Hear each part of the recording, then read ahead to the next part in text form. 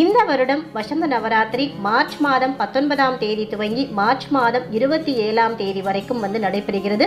அதே மாதிரி ஆடி மாதத்தில் வரக்கூடிய நவராத்திரியே ஆஷாட நவராத்திரி அப்படின்னும், புரட்டாசி மாதத்தில் வரக்கூடிய நவராத்திரியே சாரதா நவராத்திரி அப்படின்னும், தை மாதத்தில் வரக்கூடிய நவராத்திரியே ஷியாமலா நவராத்திரி அப்படின்னு சொல்லுவோம். இதுல முக்கியமா நம்ம எல்லோருக்குமே தெரிந்தது புரட்டாசி மாதத்தில் கொண்டாடக்கூடிய சாரதா நவராத்திரி தான். சாரதா நவராத்திரிக்கு அடுத்தபடியா மிக முக்கியமா சொல்லப்படுவது இந்த பங்குனி மாதத்தில் வரக்கூடிய இந்த வசந்த நவராத்திரி. பொதுவாகவே சக்தி வழிபாடு செய்யக்கூடிய ஸ்ரீவித்யா உபாசகர்கள் இந்த 4 நவராத்திரியையும் கொண்டாடுவது வழக்கம். வருடத்தை 6 ருதுக்களா ஆன்றோர்கள் பிரிச்சு வச்சிருக்காங்க. ஒரு ருதுவுக்கு 2 மாதங்கள்.